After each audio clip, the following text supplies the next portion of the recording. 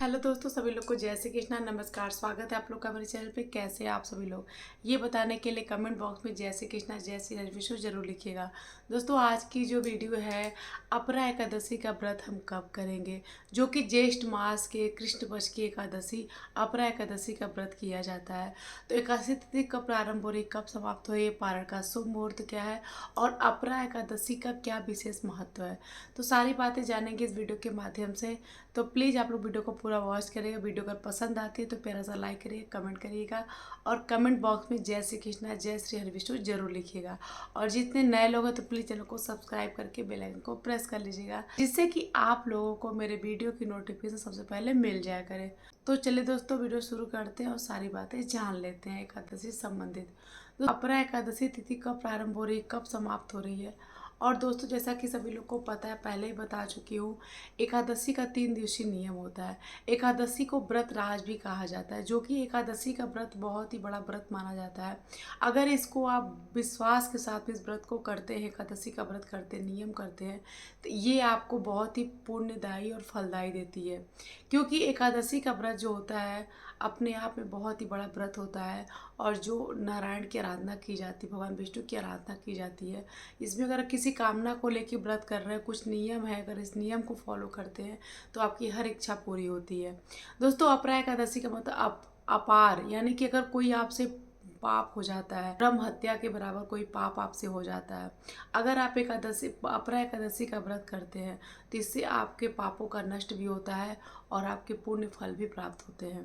तो अपरा एकादशी तिथि कब प्रारंभ हो रही है, तो दोस्तों 12 मई दिन मंगलवार को दोपहर में 2:52 पे, और अपरा एकादशी तिथि समाप्त हो रही है 13 मई दिन बुधवार दोपहर को 1:29 पे। इसलिए उदया तिथि को ध्यान में रखते हुए एकादशी का जो व्रत किया जाएगा वो 13 मई दिन बुधवार को किया जाएगा। दोस्तों, दसवीं का जो नियम है वो मंगलवार को करेंगे, यानी कि 12 मई दिन मंगलवार को, जो कि मंगलवार का दिन है। तुलसी जी स्पर्श नहीं करना है तो सोमवार को ही तुलसी जी तोड़ करके अपने घर में रख लीजिए, भगवान विष्णु को भोग लगाने के लिए। और देखिए, गर्मी का महीना है, बहुत ज़्यादा गर्मी पड़ रही है, तो इसमें अगर आपकी तुलसी जी कहीं सूख रही हैं या जल की आवश्यकता है तो उसमें आप जल जरूर डाल दीजिए। क्योंकि जैसे होता है कि एकादशी के दिन और मंगलवार के दिन तुलसी स्पर्श नहीं किया जाता है, तो आप अपने घर में जो भी तुलसी जी का पौधा आपके घर में है, आप तुलसी जी में जल जरूर अवश्य डालिए, क्योंकि सूखने ना पाए, गर्मी बहुत ज़्यादा है, इसका विशेष ध्यान रखिएगा। और दोस्तों, तुलसी जी को तोड़ के अपने घर में रख लीजिएगा, यानी कि मंगलवार के पहले सोमवार को ही। क्योंकि भगवान नारायण को अगर हम भोग लगाते हैं तो तुलसी दल का होना बहुत ही अनिवार्य है। कहा जाता है भगवान नारायण जो होते हैं बिना तुलसी दल के भोग ग्रहण नहीं करते हैं, तो इसका विशेष ध्यान रखिएगा। और दसवीं के दिन क्या करना है दोस्तों, जो महिलाएं व्रत करना चाहती, जो महिलाएं पुरुष भाई लोग हैं, तो दसवीं के दिन अपना महिलाएं जो है बाल वगैरह धुल लेंगी, धुल करके शाम को शुद्ध सात्विक भोजन करना है। हो सके सूर्यास्त के बाद भोजन ना करें, सूर्यास्त के पहले ही भोजन कर लें। अगर आप सूर्यास्त के बाद भी भोजन करते हैं तो शुद्ध सात्विक भोजन करना है। लहसुन, प्याज, मसूर की दाल, मूली, बैगन, इन सारी चीज़ों का सेवन नहीं करना है।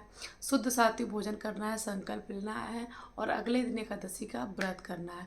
व्रत के दिन क्या करना है, सुबह सवेरे जल्दी उठ जाए, जो भी आपका समय है पूजा पाठ करने का, सुबह में 7 बजे 8 बजे ब्रह्म मुहूर्त में, जो भी आपका समय है, सुबह सवेरे जल्दी उठ जाइए। घर की थोड़ा सा साफ़ सफाई करिए, बहुत साफ़ सफाई नहीं बताएंगे, लेकिन हाँ, झाड़ू पोछा करिए, नहाइए, नहा धो करके स्वच्छ वस्त्र पहन लीजिए, हो सके तो पीला वस्त्र पहनिए।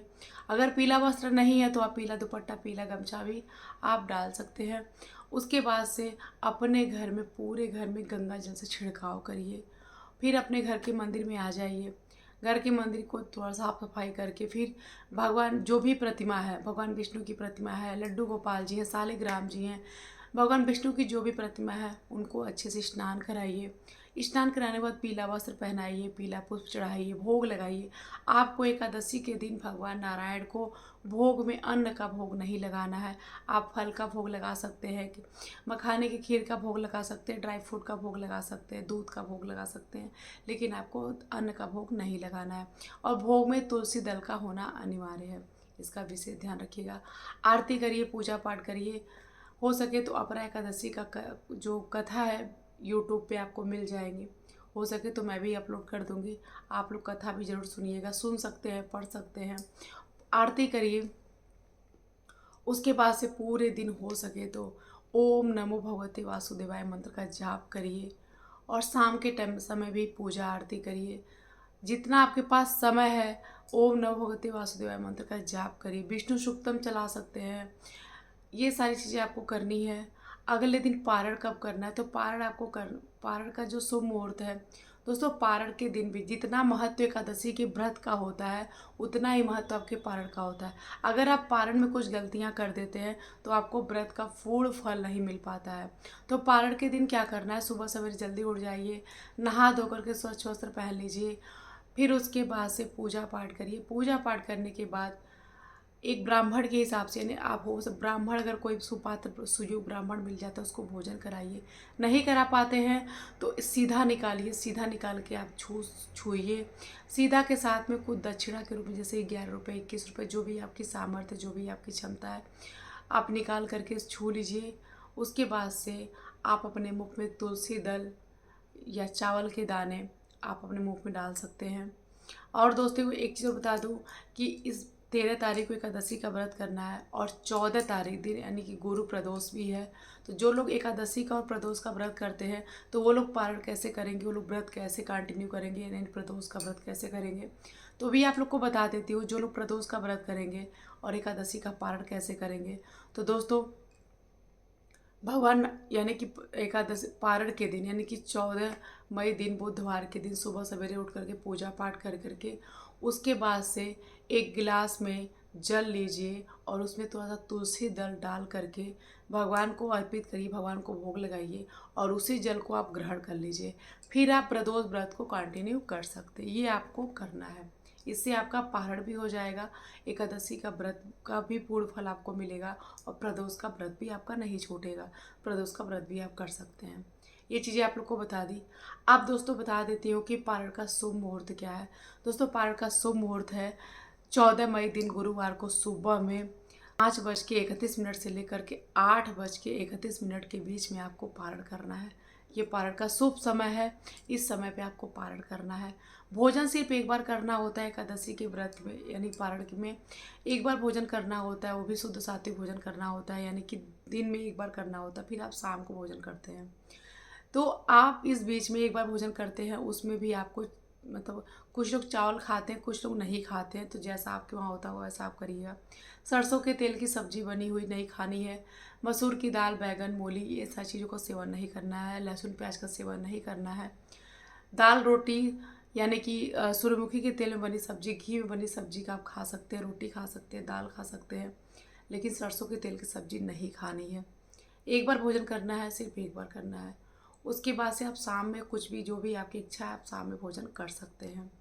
और दोस्तों एक चीज़ और आपको बता दूँ कि जो लोग बहुत ज़्यादा परेशान हैं, अगर आप कुछ नियम करते हैं अपरा एकादशी के दिन, अगर आप बहुत ज़्यादा परेशान हैं, पति इन बातों को नहीं मानते हैं, पति बहुत तांडव कर रहे हैं घर में, बच्चे नहीं कहाँ कहाँ मान रहे हैं, तो आपको करना क्या है, बहुत ही अचूक उपाय है जो कि आपको क्या करना है। अधिक मास भी लग रहा है और इस एकादशी से आप इस नियम को कर सकते हैं। जैसे कि आपके घर में भगवान विष्णु की प्रतिमा है, प्रतिमा को ही मतलब कि जैसे लड्डू गोपाल की प्रतिमा है, शालिग्राम जी हैं, लड्डू गोपाल जी हैं, तो आप उनको क्या करना, अगर आपके घर में सूखी हुई तुलसी जी की लकड़ी है, आप उस ज़रूर आपके घर में होगा, नहीं होगा तो आप कहीं से ले मैनेज कर लीजिएगा। और इस एकादशी से लेकर के और अधिक मास की लास्ट एकादशी तक आपको ये नियम करना है। करना क्या है कि आपको जल लेकर के, यानी कि सुबह सवेरे जैसे आप जिस समय पूजा पाठ करते हैं, ब्रह्म मुहूर्त में करते हैं या 7 बजे करते हैं या 9 बजे करते हैं, जो भी आपकी सुबह पूजा करने का समय है, उस समय पे आप जैसे पूजा करने बैठते हैं, नहा धो करके स्वच्छ वस्त्र पहन करके घर के मंदिर में आ जाइए और शंख में जल लेकर के भगवान विष्णु जी को स्नान कराना है। विष्णु सूक्तम चला दीजिए का मंत्र आप मोबाइल में चला सकते हैं, आप बोल भी सकते हैं। ये बोलते हुए भगवान विष्णु को स्नान कराना है, लड्डू गोपाल जी को स्नान कराना है।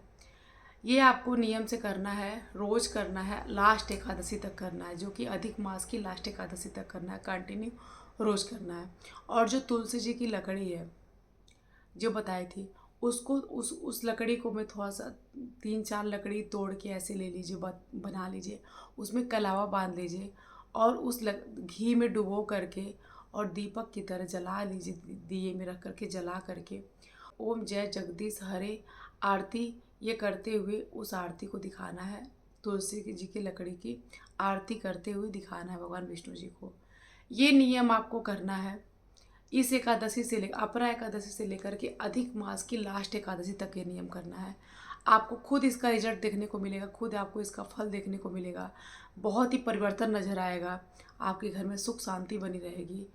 बच्चे कहाँ नहीं मान रहे, बच्चे कहाँ मानने लगेंगे। पति बहुत गुस्सा कर रहे हैं, बात नहीं मान रहे हैं, तांडव कर रहे हैं, तो कुछ परिवर्तन आपको जरूर नजर आएगा।